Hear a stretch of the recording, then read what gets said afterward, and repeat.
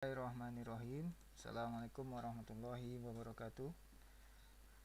Pada video kali ini kita akan melanjutkan pembahasan mengenai perangkat-perangkat komputer yang pada pertemuan sebelumnya kita sudah membahas mengenai perangkat keras atau hardware dan juga perangkat lunak atau software.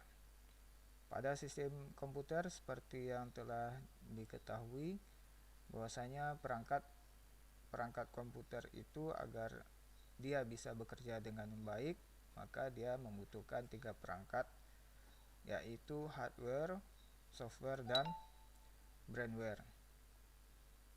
Nah, apa itu brainware?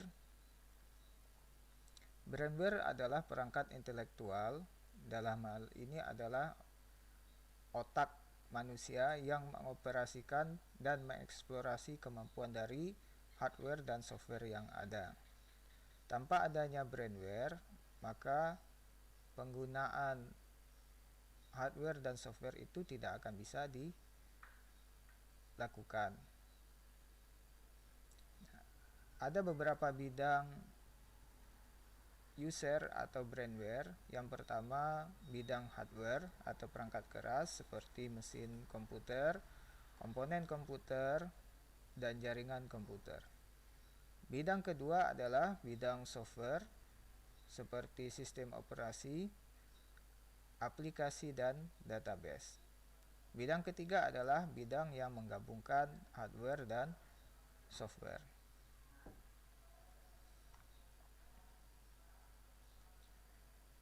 Ada beberapa jenis brainware yang terdapat di dunia pemanfaatan komputer. Yang pertama disebut user, kemudian technician atau teknisi, programmer, administrator, engineer, integrator, auditor, dan analis. Dan tentu saja jenis-jenis brainware ini dapat berkembang sesuai dengan perkembangan teknologi sistem komputer.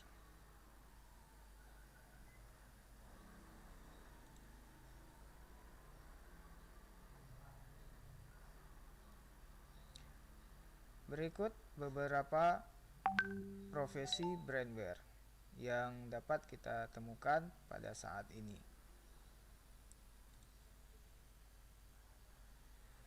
Yang pertama itu programmer, bertugas membuat sebuah aplikasi atau beberapa aplikasi dengan bantuan tool programming atau tool pemrograman yang tersedia. Biasanya seorang programmer akan bekerja dengan perangkat atau software aplikasi pemrograman. Yang kedua adalah sistem analis. Dia bertugas mempelajari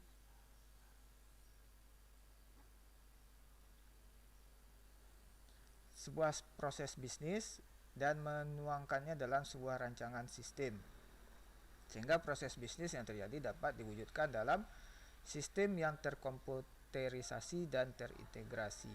Seorang sistem analis biasanya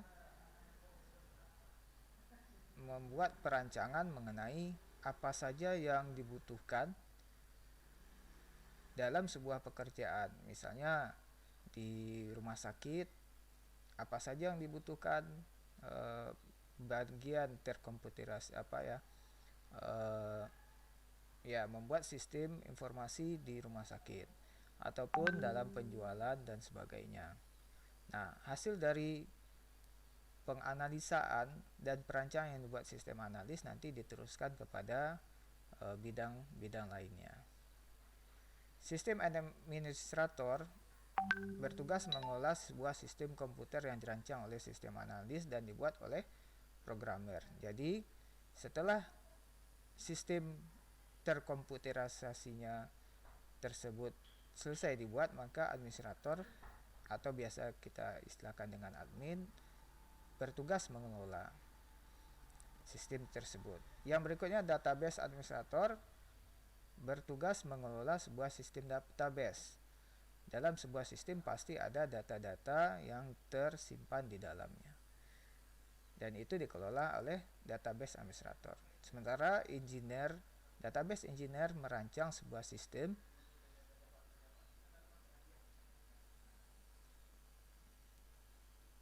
database ya, sehingga sistem dapat mengakomodir kebutuhan pengolahan data baik saat ini maupun saat yang akan datang. Sistem integrator membangun sistem komputer yang telah dirancang oleh sistem analis dan mengintegrasikan dengan sistem-sistem yang lain yang akan dibangun di kemudian hari. Misalnya menggabungkan teknologi pendidikan dengan membuat antara aplikasi yang dipakai dengan menggunakan komputer dan dengan sistem yang menggunakan smartphone Android, tentu dasar sistemnya berbeda. Nah, seseorang sistem integrator bertugas membuat dan merancang sistem yang bisa menggabungkan fungsi sistem dari PC desktop misalnya dengan sistem yang berbasiskan Android tersebut. Kemudian network designer merancang sebuah sistem jaringan komputer untuk menghasilkan sebuah jaringan yang efektif.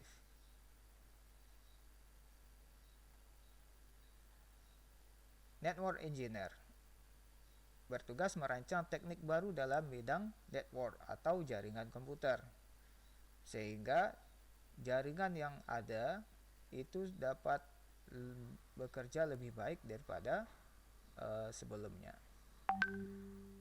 Seorang software engineer bertugas mengembangkan metode dan teknik-teknik baru dalam pembuatan sebuah software, baik itu berupa aplikasi, driver maupun sistem operasi yang akan dipakai dalam sebuah pekerjaan. Sementara seorang hardware engineer bertugas mengembangkan metode dan teknik-teknik baru dalam pembuatan sebuah hardware sehingga muncul sebuah produk baru dengan teknologi yang lebih baik dari sebelumnya, seperti misalnya pengembangan prosesor yang pada 10 tahun yang sebelumnya itu masih memiliki hanya kecepatan 1 GHz, kita sekarang temukan komputer-komputer atau prosesor yang menggunakan kecepatan lebih dari 3 GHz dan mampu bekerja secara simultan dengan beberapa inti prosesor. Misalnya sekarang sudah ada istilah quad core atau 4 inti prosesor. Dan teknologi hardware akan terus berkembang seiring dengan perkembangan zaman. Sistem auditor bertugas mengaudit sebuah sistem komputerisasi dan menemukan kelemahan-kelemahan dalam sistem tersebut. Setelah sistemnya dirancang oleh analis, dibuat aplikasinya oleh programmer dan hardwarenya oleh engineer dan bidang-bidang lain sebelumnya, maka seorang auditor akan mencari kelemahan-kelemahan dari sebuah sistem, baik itu dari software yang dimiliki maupun dari hardware yang sedang digunakan.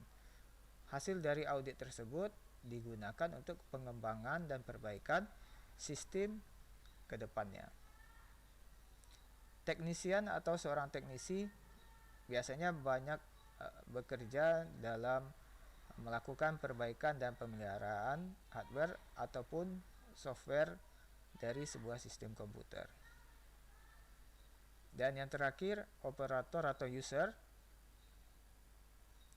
adalah orang yang menggunakan sistem komputer atau hardware dan software yang sudah ada sesuai dengan keperluannya. Bagaimana dengan kita saat ini? Sebagian besar memang kita hanya menjadi user biasa ya, atau operator yang hanya memanfaatkan sistem komputer yang sudah dibuat oleh profesi lainnya. Bisa saja ke depan anak ustadz akan memilih dan mengembangkan diri di dalam bidang-bidang yang berkaitan dengan sistem komputer yang telah disebutkan sebelumnya.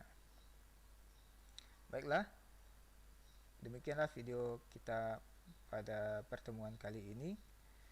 Silakan dikerjakan tugas yang sudah diberikan di Google Classroom. Kita bertemu pada video berikutnya. Assalamualaikum warahmatullahi wabarakatuh.